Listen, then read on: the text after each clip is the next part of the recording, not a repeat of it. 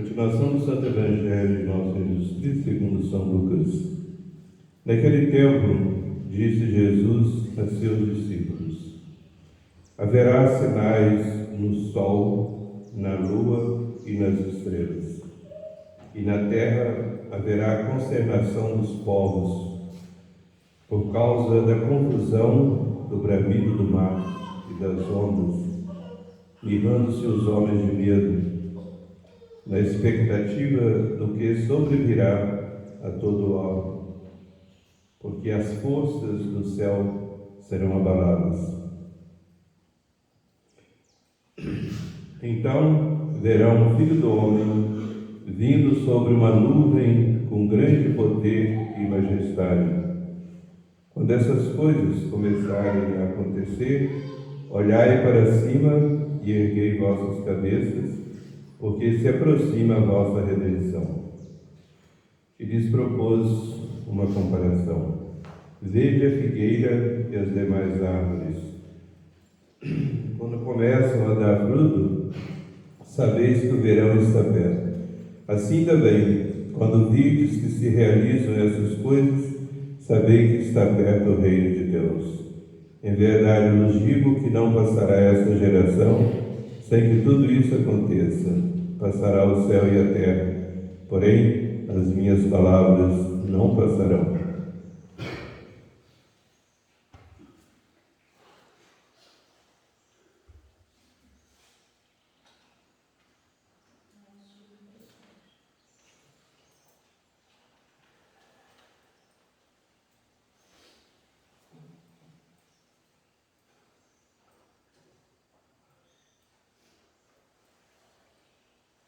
Pelo sinal da Santa Cruz, livrai Deus nosso Senhor dos nossos inimigos, em nome do Pai, do Filho e do Espírito Santo. Amém. Assentados. Em nosso Senhor Jesus Cristo. Estamos no primeiro domingo do Advento. Advento é a palavra que vem do latim, quer dizer vinda. Nós, no Advento, nos preparamos para a vinda de nosso Senhor, para a celebração do Natal de nosso Senhor Jesus Cristo. E essa preparação consiste, sobretudo, em mais oração e mais penitência. Justamente o sinal de penitência é que os altares não são enfeitados com flores e os paramentos são roxos. É uma cor que significa penitência. Um tempo, portanto, de mais oração e de mais penitência. E, como acabaste de ouvir, o Santo Evangelho, a exemplo do Evangelho do domingo passado, que foi o último do ano litúrgico da Igreja, segundo a tradição, fala também sobre o fim do mundo. Então vamos falar sobre o juízo final, o juízo universal, que se dará justamente no fim do mundo.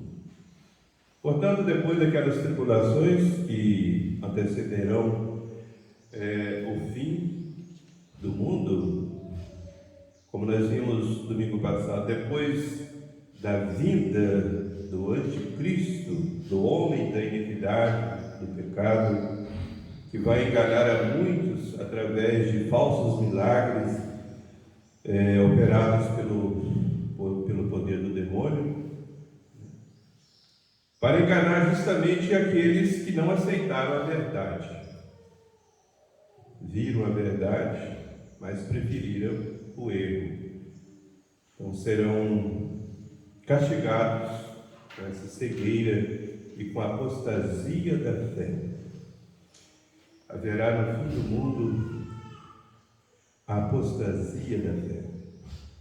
Ou seja, muitos e muitos vão perder a fé.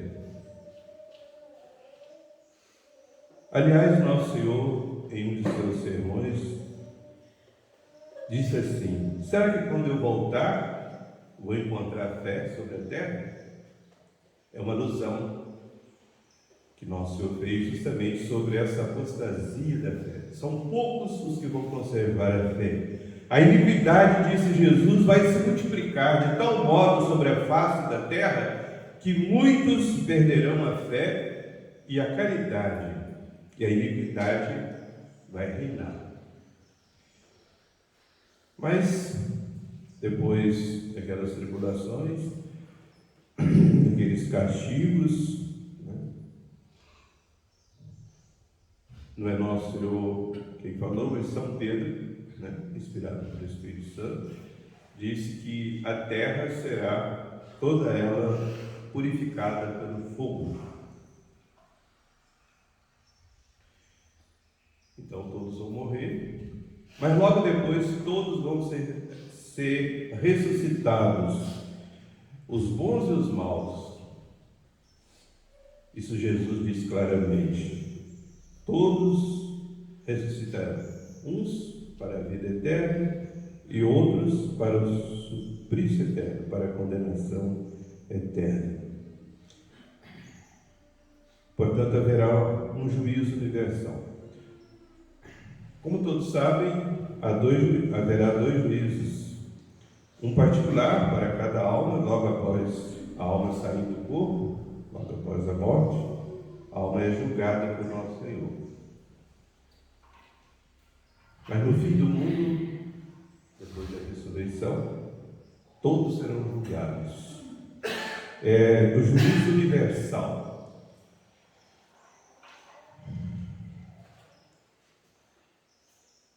Os anjos serão enviados por Deus e eles separarão os bons dos maus. Até o fim do mundo haverá essa mistura do joio e do trigo.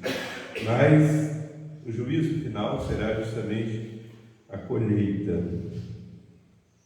Os anjos colocarão os bons à direita de Jesus e os maus à esquerda de Jesus. Os bons, disse Jesus, vão resplandecer como o sol. Os maus estarão chorando de remorso, um arrependimento inútil, porque já não traz mais purificação, não há mais conversão. É a hora do juízo e da sentença final. Os maus vão dizer assim: quando estávamos lá na terra, nós zombávamos deles, dos justos, dos santos que estão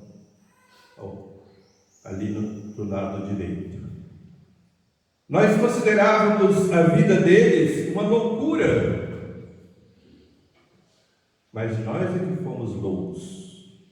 Eles estão revestidos de glória e nós condenados.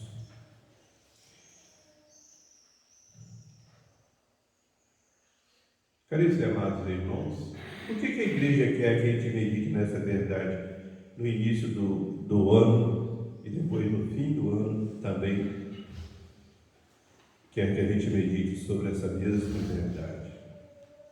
Do fim do mundo, da ressurreição final, ressurreição da carne e do juízo final.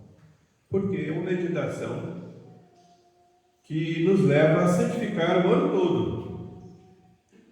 Não devemos perder de vista este pensamento. Daqui um pouco de tempo, nós sairemos deste mundo. Seremos julgados imediatamente, a nossa alma será julgada pelo nosso Senhor imediatamente quando ela sair do corpo.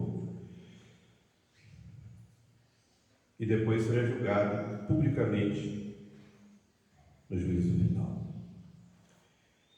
Para os bons, Jesus vai dizer assim: vinde benditos de meu Pai, possuir o reino que vos foi preparado desde toda a eternidade. Porque tive fome, me deste de comer, tive sede, me deste de beber, precisava de veste para me cobrir e me vestistes, estava preso ou doente num leito e me visitastes e consolastes, porque toda vez que fizeste isso, foi a mim que fizeste. Vinde benditos de meu Pai, possuir o reino vos foi preparado desde toda a eternidade. Portanto, nós seremos julgados pelas nossas obras. Os maus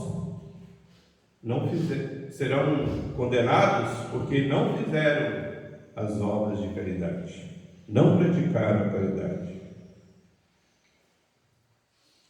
Nosso Senhor vai dizer para eles: ide malditos para o fogo eterno, preparado para o demônio e para os seus seguidores, porque tive fome e não me deste comer, tive sede e não me deste beber, precisava de veste e não me vestistes, estava preso e não me visitastes, estava doente e não me visitaste e consolastes.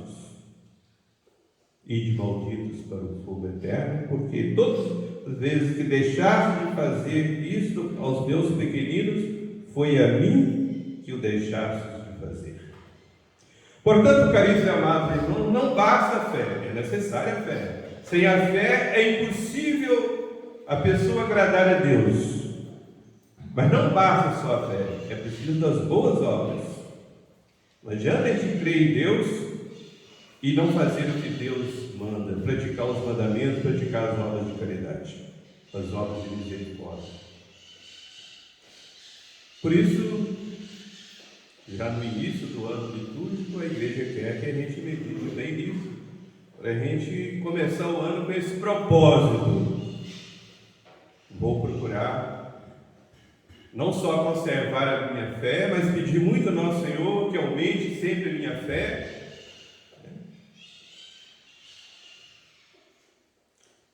e também que eu pratique as obras de caridade. Vou tomar todo cuidado para praticar muitas obras de caridade durante este novo ano que nosso Senhor me concede na sua misericórdia. São Francisco de Sales, caríssimos e amados irmãos, diz que no juízo final haverá muita surpresa.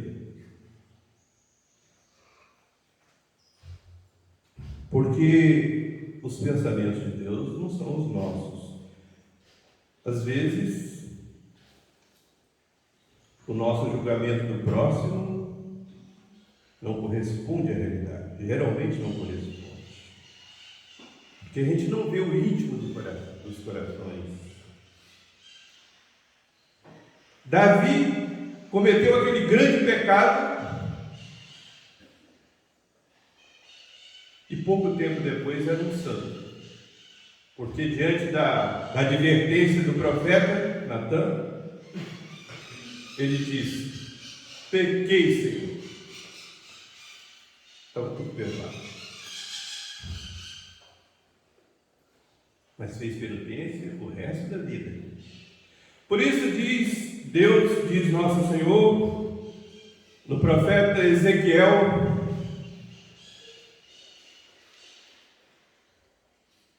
capítulo 18, se não me engano, versículo 21 e 22. Se o pecador, o ímpio, deixar a sua impiedade, os seus pecados, se converter e fizer penitência, ele viverá e não será condenado, porque não me lembrarei mais das suas iniquidades, tudo estará apagado. Essa é a misericórdia infinita de Deus. Por isso que Jesus dizia para os fariseus: eu não vim para os sãos, eu vim para os doentes. Os doentes é que precisam de médico. O Senhor veio para converter os pecadores, para trazer a ovelha desgarrada para o seu redil, para converter os hereges e os pecadores. E essa também é a missão da igreja. Mas muitos, caríssimos e amados irmãos, porque rezam só da boca para fora, porque recebem os sacramentos com frieza, poderão ser condenados eternamente por causa de sacrilégios, por causa de juízos temerários contra o próximo, por causa de falta de caridade grave. Uma falta de caridade, quando é grave, é pecado mortal. E São Francisco de Sales diz assim: há pessoas, São Francisco de Sales, sou eu, há pessoas que fora de casa são anjos e dentro de casa são demônios. Então se acham santos, todos elogiam, mas no dia do juízo pode haver uma surpresa irreparável, terrível. Muitos são considerados santos e às vezes são no sacrilégio, porque se deixarem encher de orgulho, não tiveram a humildade de reconhecer o seu pecado e o ocultaram, e vivem como se fossem santos, mas diante de Deus estão condenados. Então, caríssimos e amados irmãos, nós temos que praticar religião diante de Deus, diante dos homens também, mas não só diante dos homens, sobretudo diante de Deus. Com a nossa consciência tranquila, com a nossa reta intenção de só agradar a Deus em tudo que nós fazemos, tendo muito cuidado para não julgar o próximo, porque se a gente julgar, a gente será julgado, e na medida que a gente julgar, a gente será julgado. Se a gente for misericordioso, nosso Senhor será também com a gente. Se a gente for severo, nosso Senhor também o será com a gente. E há grandes pecadores, caríssimos e amados irmãos, que se convertem. E se convertem na hora da morte, muitos se convertem na hora da morte. E às vezes ninguém percebe. Então a gente não pode julgar ninguém. Para terminar, vou contar-vos um fato que a gente lê na vida de São Vicente Ferrer, esse grande missionário. Ele estava pregando, a igreja superlotada, e lá no meio dos fiéis estava uma mulher que todo mundo sabia que era uma pecadora na cidade. Pecadora na cidade. Como Maria Madalena. O fato é que, ao ouvir a pregação de São Vicente Ferrer, ela teve o arrependimento perfeito dos seus pecados. O fato é que ela caiu morta ali na hora do sermão. Aí, todo mundo assustado, todo mundo pensando assim: foi castigada. Essa grande pecadora, ela está sendo carregada pelo demônio. E muitos quiseram sair da igreja, atemorizados, diante daquele cadáver de uma condenada. Não tiveram coragem de permanecer na igreja. São Vicente disse: meus irmãos, voltem, fiquem tranquilos, essa alma se salvou. Nosso Senhor revelou tudo para ele, era um grande santo. Enquanto eu pregava, ela teve um arrependimento perfeito dos seus pecados, com o desejo de logo após a Santa Missa, ela ia se confessar. E com esse desejo, com esse arrependimento perfeito, ou seja, movido pelo amor de Deus, unicamente pelo amor de Deus, e não pelo castigo do inferno, ela recebeu o perdão de todos os seus pecados. Essa alma se salvou.